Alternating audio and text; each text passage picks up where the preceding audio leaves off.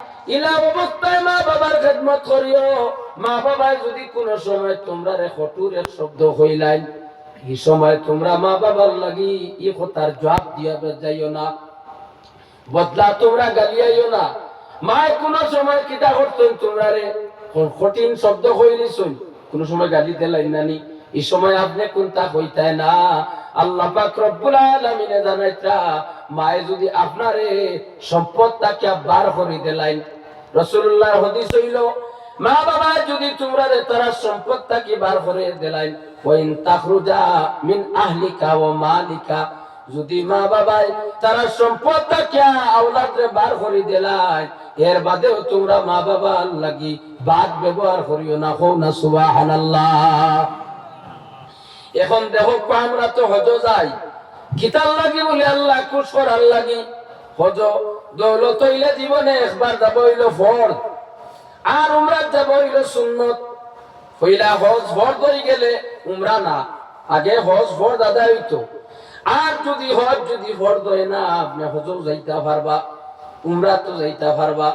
এখন দেখো আল্লাহর এক বান্দা জীবনে হজ যাইতা মাই বেমার, এক বছর আমার পরে কইলা ও মাই আমি আল্লাহর বাড়ি হজ করা যাইতাম। মায়ে কইলা বাবারে আমি বৃদ্ধ অবস্থায় আছি, তুমি আমারে তৈয়া হজ যাইও না, আমি হয়তো মারা যাইমু, আমারে নিয়ে খবর রাখবো। আমি মাই মারা যাবার পরে তুমি যাইবাই, আমি মা অসুস্থ, তুমি বাড়িতে করে বাবা বলে ঠিক আছে। পরের বছর আবার আইয়ালে কইলা ও মাই আমি হজ যাইতাম। কইলা ও বাবা আমার শরীরটা তেমন ভালো নাই, আমার মনও দুর্বল হয়ে গেছে, তুমি আমারে তৈয়া হজ যাইও না।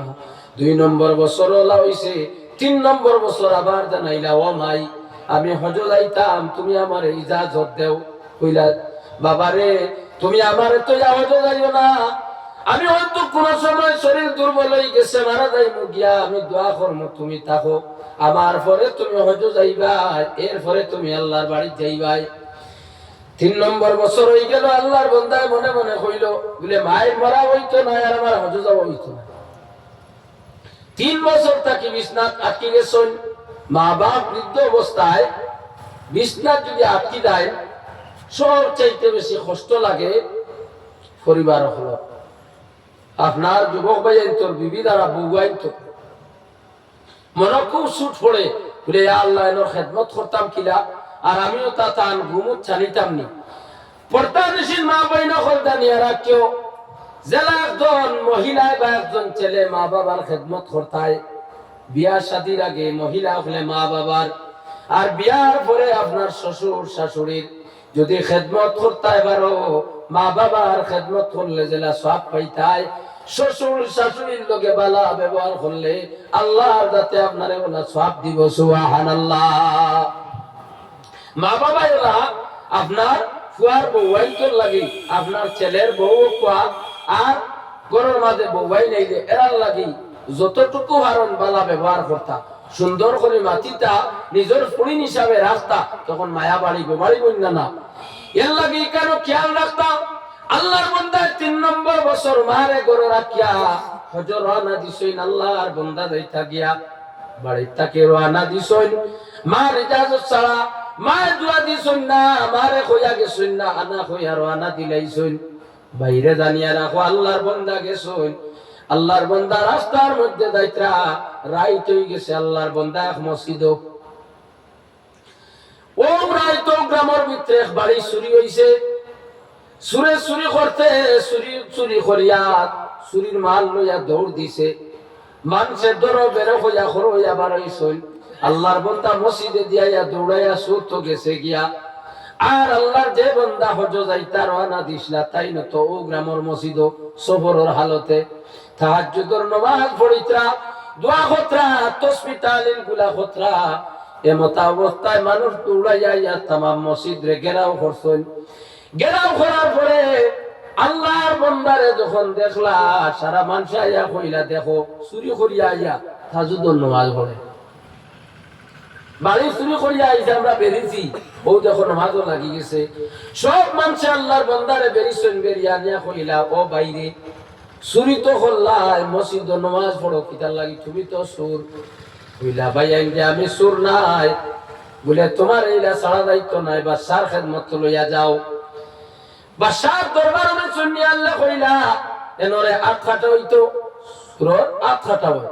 আস-সারিকু ওয়াস-সারিকাতু ফাকতাউ আইদিয়াহুমা, আল্লাহর কোরআনের ভাষায় সূর আর সুরুনির আট খাটিলা আল্লাহ কইয়া দিছেন।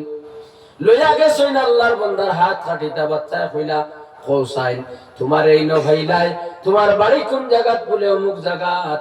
বলে এই মসজিদে তুমি খিলাইলা, তুমি ঠিক সুরনি বলে জিনা। বলে তোমার হাত খাটিতে তুমি রাজি হয়ে গেলা এখানে। বলে আমার হাত খাটো কোয়া, কোনো দুঃখ নাই। ওইলে হাত যখন খাটিবাই সুর হইয়া খাটিও না, আমার হাত খাটিতে হইও। মা বাবা বৃদ্ধ অবস্থায় বাড়িতে থাকলে মা বাবার দোয়া ছাড়া যদি কোনো সন্তান আল্লাহর বাড়ি যাইতো চায়, তার শাস্তি হইল হাত খাটা। সুবহানাল্লাহ হইতা নামি জিকার করলে বাইরে বুঝ পাইলাম না, তুমি এই শব্দ কইলা এখানে। বলে আমি আমার মা ঘরের মাঝে বৃদ্ধ অবস্থায় মায় আমারে 2 বছর না করছই, আমি যাইতাম না হজর মাঝে। মার কথা না মানিয়া আল্লাহর বাড়িতে রওনা দিছিলাম। আমি আসলে কোনো সুর নাই, আমার লগে কোনো সোনা গয়নাও নাই। আমি হজ যাইবার লাগি সফর হালতে জায়গা তাইয়া থামছি, আর আপনারা সারা মানুষ আমারে সুর হইয়া পাকড়াও করছেন। আমি চিন্তা লাগাইয়া দেখছি মার বদলা লাগি গেছে, এর লাগি দুনিয়ার জমিনও আমার কোনো উপায় নাই। আমার হাত খাটকা, কিন্তু আমার হাত খাটকা কোনো অসুবিধা নাই। তবে আমার এখন জানি মা বাবার আমি না ফরমান। তো আল্লাহর ভাইয়ার বলতে কেন